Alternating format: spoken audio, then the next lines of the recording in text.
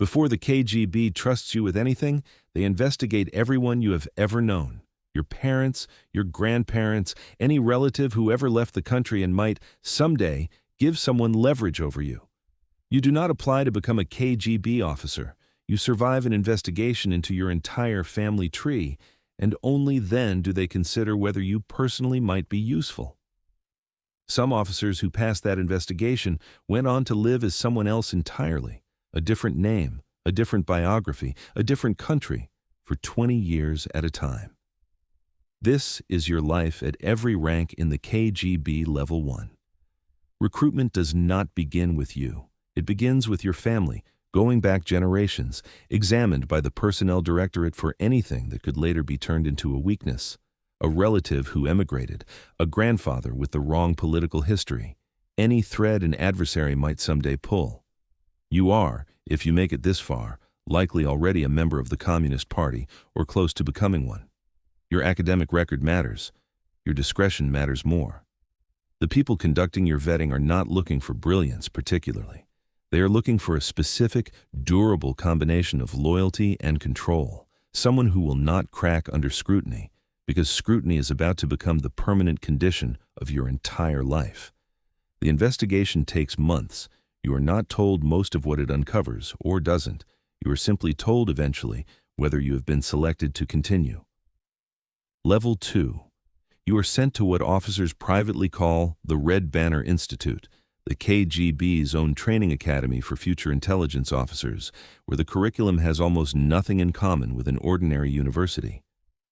You study languages intensively, often more than one, because fluency without a trace of accent is not a bonus skill here. It is the baseline requirement for half the work you might eventually be assigned. You study tradecraft, how to detect surveillance, how to lose it, how to communicate with someone without ever appearing to communicate at all. You study the ideology too, though by this stage in your life, most of what they teach you here is less persuasion than confirmation of things you already believe or have learned to behave as though you believe. The instructors evaluate you constantly in ways you are not always aware of. Your file grows. Somewhere in Moscow, a decision is quietly being made about which directorate deserves someone with your specific combination of skills. Level 3. The KGB, by the late Soviet period, ran through as many as 20 directorates.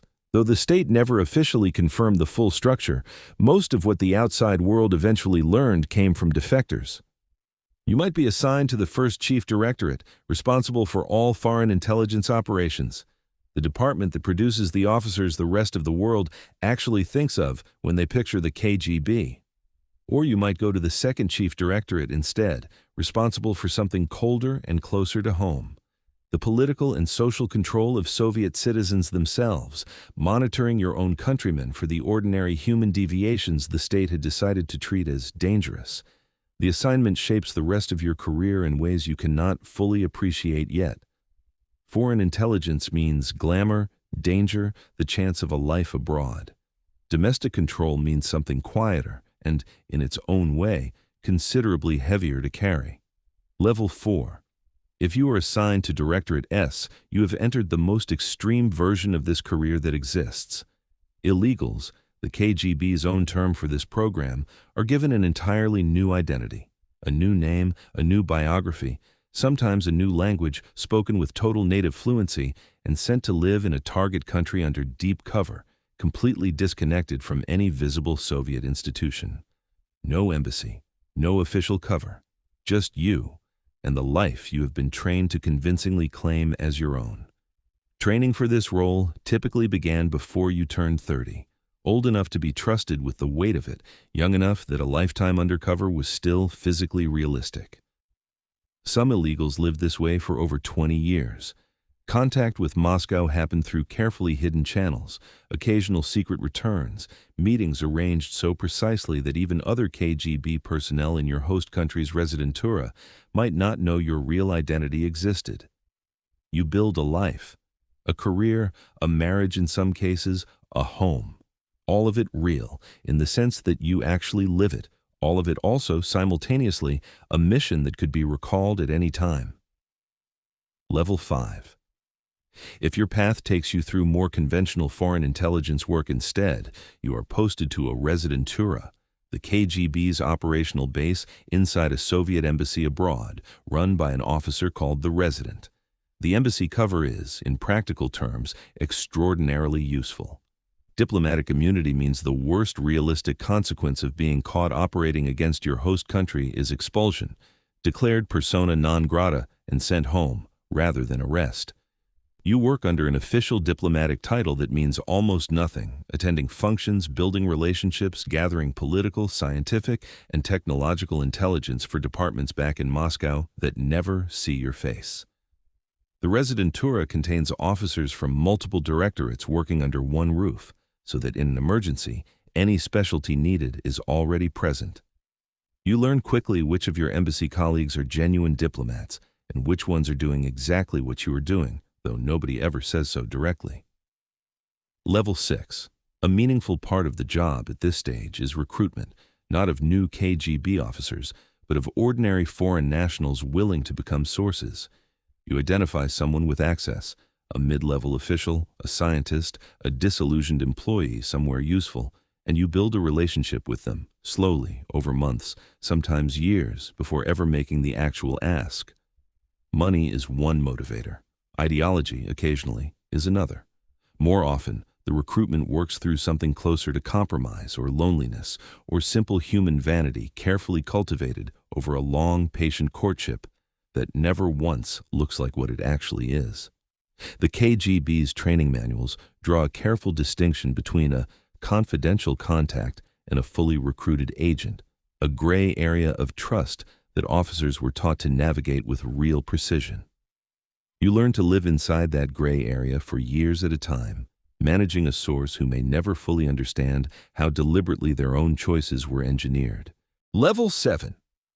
If your career runs instead through the second chief directorate, your daily work looks nothing like the foreign intelligence version of this life, and it is, in its own way, considerably darker.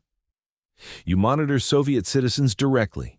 Dissidents, religious communities, specifically tracked through departments staffed largely by retired KGB officers, anyone whose private conversations, correspondence, or associations have drawn attention. You build networks of informants inside ordinary Soviet workplaces and apartment buildings, ordinary people persuaded or pressured into reporting on their neighbors, their co-workers, sometimes their own families. This is not the version of the KGB that appears in Cold War spy fiction. There is no glamour in it. There is only the quiet, permanent surveillance of an entire population by an institution that had decided loyalty could not simply be assumed. It had to be continuously verified at every level by watching everyone closely enough that almost nobody ever felt fully alone. Level 8.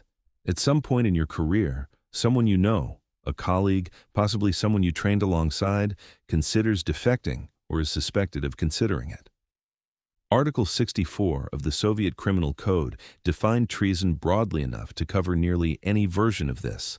Defection itself, refusing to return home from a foreign posting, even conversations that could be construed as plotting to seize power. The punishment ranged from 10 to 15 years imprisonment with confiscation of property up to the death penalty for the most serious cases.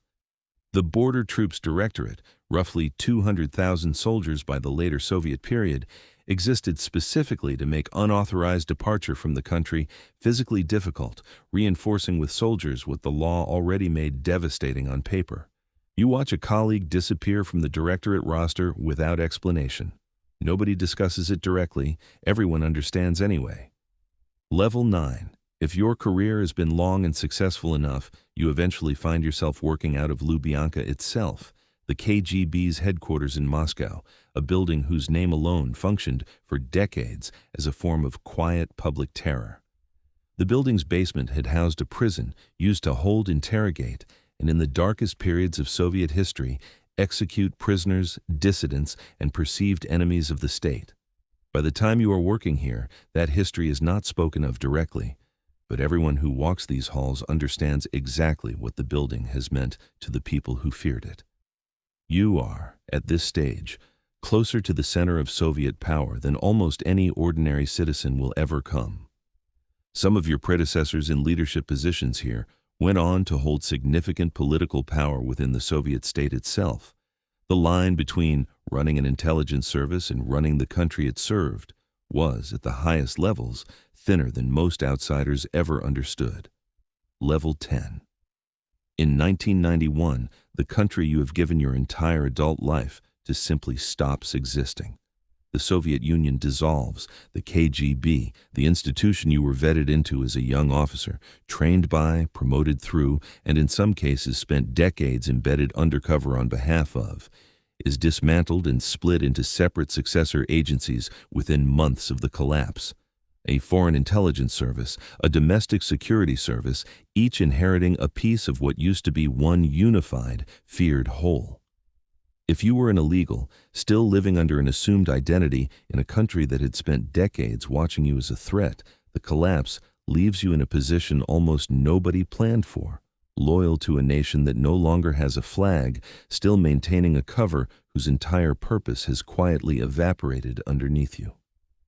Some officers simply came home to a country transformed beyond recognition.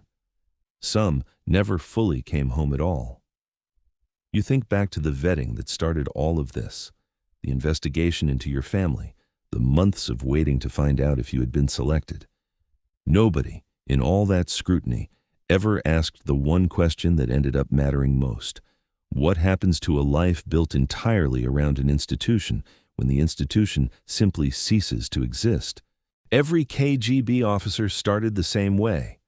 Not with a test, but with an investigation into you and everyone connected to you, conducted by an institution that believed loyalty had to be verified continuously at every level for as long as the state itself endured.